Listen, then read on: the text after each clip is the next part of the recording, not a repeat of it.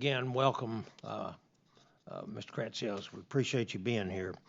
The AI Action Plan recommends that NIST revise its AI risk management framework to remove bias and discrimination. First off, how do these recommended changes help ensure that government guidance remains neutral and consistent with American values of freedom and liberty? Thank you so much for that question. I think one of the recommendations out of the action plan was to do just that. I think as we've spoken a lot about NIST, it's an agency that is very near and dear to my heart and to the entire OSTP team. We want NIST to be focused on advanced scientific metrology. Inserting political rhetoric into their work is something that devalues and corrupts the broader efforts that NIST is trying to do across so many important scientific domains. So our hope through this effort is to depoliticize NIST as much as possible and to put it in a place where it's promulgating standards which can benefit all scientific innovators across the country. Great, thank you. The Genesis mission proposes to modernize our power grid through the use of AI-driven technologies. First, how will this contribute to America's energy dominance?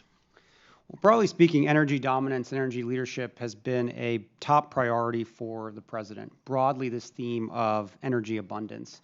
For us, we believe that there's great technologies that are ultimately going to drive broader energy abundance. It can be everything from fusion technology that we hope to have in the decades to come, and even the use of AI to optimize grids and so many other ways to do it. So for us, and especially for this president or National Energy Dominance Council, energy abundance is key, and Genesis will be a big part of that.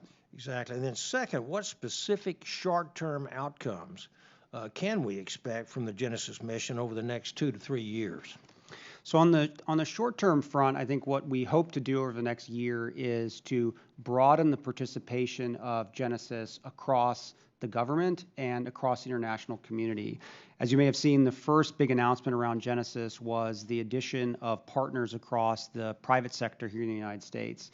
The tasking of the executive order to me and to OSTP as a director has been to try to bring in and incorporate other agencies. And why that's so important to Genesis is the underlying thesis of Genesis is that the government has extraordinarily valuable scientific data that when pooled together and collaborated with AI can drive tremendous scientific discovery and acceleration.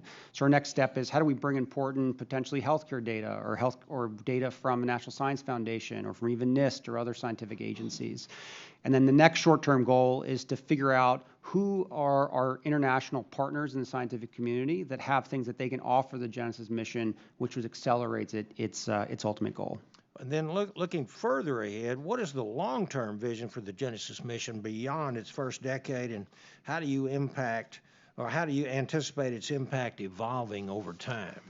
I think the overarching goal that we have said consistently is that the Genesis mission's goal is to double the output of U.S. R&D in a decade. And we want to be able to do that by focusing on some very large grand challenges, everything from across energy to biotech to drug discovery, nuclear fusion, critical minerals, and that's kind of our North Star. Absolutely. And then to maintain a competitive advantage over our bad actors like the Chinese Communist Party, President Trump has emphasized the need to build, baby, build across the U.S. economy and our critical infrastructure.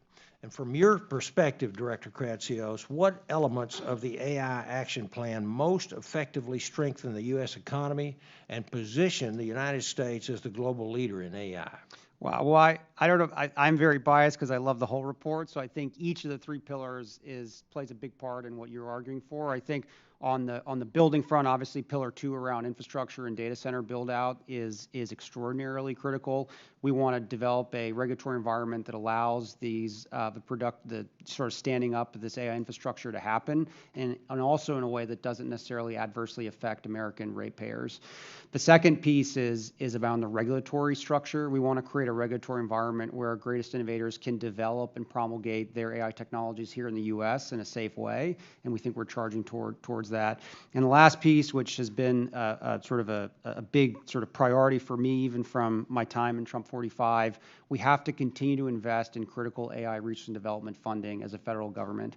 And there's been a lot of talk about federal budgets and the president's proposal the last year, but the key thing that I always try to remind people is, even in our attempt to try to right-size the budget, the one area where we have kept a consistent amount of proposed budget funding has been in AI. We believe that this is a critical research priority for the administration, and it's something that we're going to continue to fund. Absolutely. Thank you so very much, and my time's expired. Mr. Chairman, yield back.